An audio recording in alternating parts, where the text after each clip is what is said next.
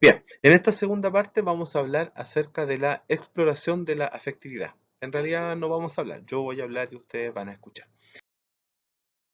La afectividad se infiere. Uno no puede acceder directamente al contenido afectivo de la persona o del paciente en este caso.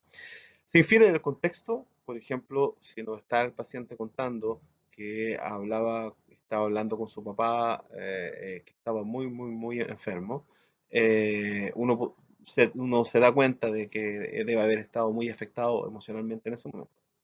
También de las verbalizaciones, el paciente podría decirte que estaba hablando con su papá que estaba tan enfermo y que se había sentido profundamente conmovido en ese momento. O de la conducta. El paciente está contándonos cómo hablaba con el papá y al momento de contárnoslo se le llenan los ojos de lágrimas y después, durante un rato, se encuentra taciturno y afectado.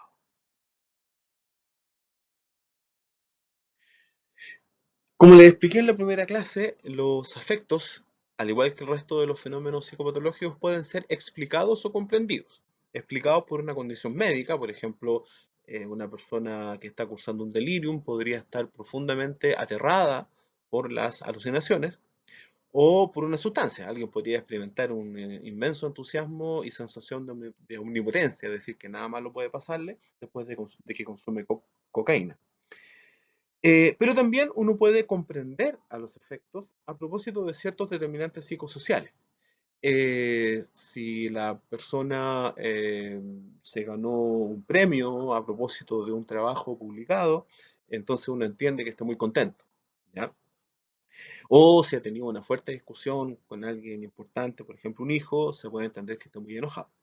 El paciente podría conocer los determinantes psicosociales o no, o más bien podría conocer la relación entre una cosa y otra. No siempre es tan obvio para quien vive la situación.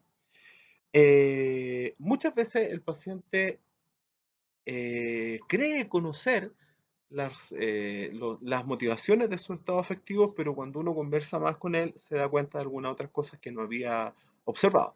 Incluso podría haber estado equivocado. Y eso ocurre porque en general las personas desde fuera pueden ver más fácilmente lo que a uno le ocurre.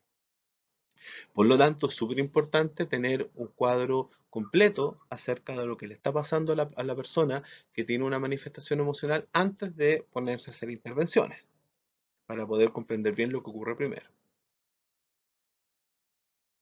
Cuando uno va a describir un afecto en la ficha clínica, digamos, en la historia de ingreso, hay que fijarse en cómo aparece este afecto, si es que hubo un estímulo, si es que hay algún patrón circadiano o de algún otro tipo, si es que hay factores situacionales, en fin, cuánto duró, qué tan intenso era, si este afecto tuvo variaciones, si el paciente tenía control sobre las emociones y sentimientos que le iban surgiendo, o al menos tenía control sobre las conductas. Uno puede sentirse muy asustado y huir despavorido, o podría mantener la calma a pesar del miedo que siente. Hay algo llamado adecuación, eh, o que a veces se llama también proporcionalidad. Frente a ciertas situaciones, en general, las personas tenemos manifestaciones emocionales de un cierto volumen o intensidad, ¿de acuerdo? Cosa que se puede ver alterado en cuadros como demencia, esquizofrenia o trastornos de personalidad en que ocurren afectos claramente desproporcionados en intensidad a lo que los provoca, por muy intensos proporcionalmente o por muy disminuidos proporcionalmente.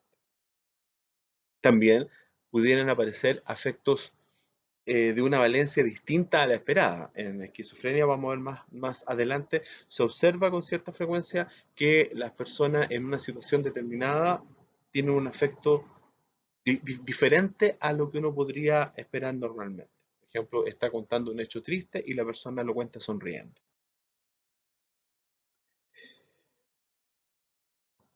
Los afectos pueden ser congruentes con la expresión, no, perdón, los afectos verbalizados pueden ser congruentes o no con la expresión no verbal. Y también la proporcionalidad que ya mencionaba. Un efecto puede aparecer de manera reactiva frente al contenido del discurso. También se llama esto modulación afectiva. Una respuesta emocional inducida es la que muestra el paciente frente a una alusión a una situación penosa o a una broma que eventualmente pudiera ser el entrevistador, o una reacción emocional espontánea pudiera ser la que aparece cuando el paciente entra el mismo en temas sensibles y presenta la emoción que corresponde. Eh, una persona que tenga una reactividad emocional normal se llama estar en sintonía afectiva. La sintonía afectiva o la modulación afectiva tienden a perderse en personas que tienen trastornos psicóticos serios. La irradiación afectiva es la capacidad que tiene el individuo para que los demás sintonicen con su propio estado emocional. Obviamente que para evaluar la irradiación afectiva se requiere que el observador esté razonablemente sano. Entonces hay ciertas situaciones en que los afectos contagian. Los afectos de una persona que está triste, por ejemplo, nos van a contagiar. Uno cuando conversa con una persona que está cursando un duelo, a uno le da pena. No mucha, no tanta, pero le da pena. ¿Ah? Cuando un paciente, sobre todo cuando tú lo conoces previamente, te cuenta una muy buena noticia, uno se pone genuinamente contento. En cambio, hay ciertas situaciones en que la contagiosidad está aumentada, como ocurre, por ejemplo, con la euforia del paciente maníaco. Los pacientes maníacos pueden desear hacer cosas bastante descabelladas y consiguen que las demás personas los ayuden, generan motivación en el otro. ¿Ah? Un paciente mío que no trabaja porque tiene un cuadro psicótico grave, que hasta ese momento pensábamos que era una esquizofrenia, eh, de pronto tuvo la necesidad de viajar a Estados Unidos por ninguna razón en particular y se puso a conversar con amistades, qué sé yo, que lo conocen, que saben que él no trabaja, que saben que no tiene dinero, que saben que él no tiene, que tiene una enfermedad mental seria, pero logró de alguna manera convencerlo y obtuvo el dinero y se fue a Estados Unidos. Sin avisarle a nadie. Obviamente llegó a Estados Unidos y no tenía papeles al día, lo deportaron inmediatamente y se tuvo que venir en el avión de vuelta. Eh, Esa es la euforia contagiosa del maníaco. Mientras que el paciente befrénico, que es un tipo de persona con esquizofrenia que tiene como característica tener un sentido del humor sonso y vacío, que se ríen mucho por cualquier cosa, pero a uno no le genera lo mismo, a uno le genera como, a lo más, pucha, pobre cabro, si es que no, derechamente extrañeza y rechazo.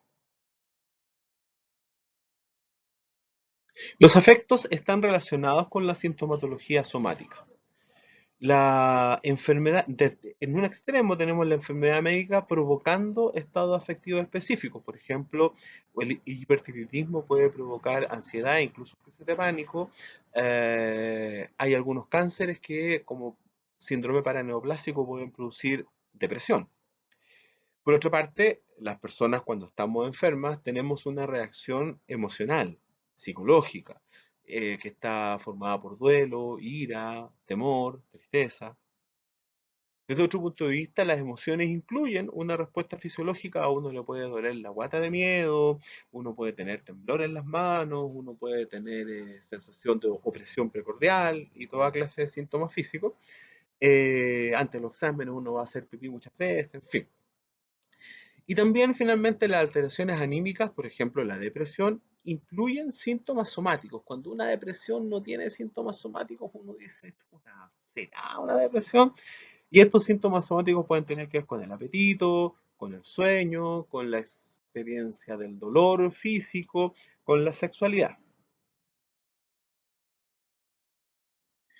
La afectividad se relaciona con la conducta. Eh, ya vimos que la expresividad emocional es tremendamente importante para la evaluación del estado afectivo, que es una evaluación indirecta pero muy fiable del estado afectivo.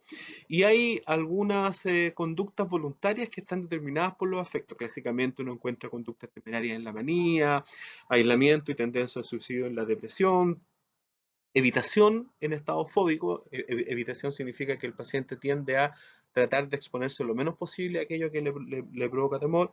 Y las personas con trastorno antisocial de la personalidad tienden a tener agresividad, que puede ser agresividad impulsiva y reactiva o que puede ser agresividad utilitaria, es decir, la persona es capaz de ser agresiva para conseguir sus fines, como por ejemplo cogotear.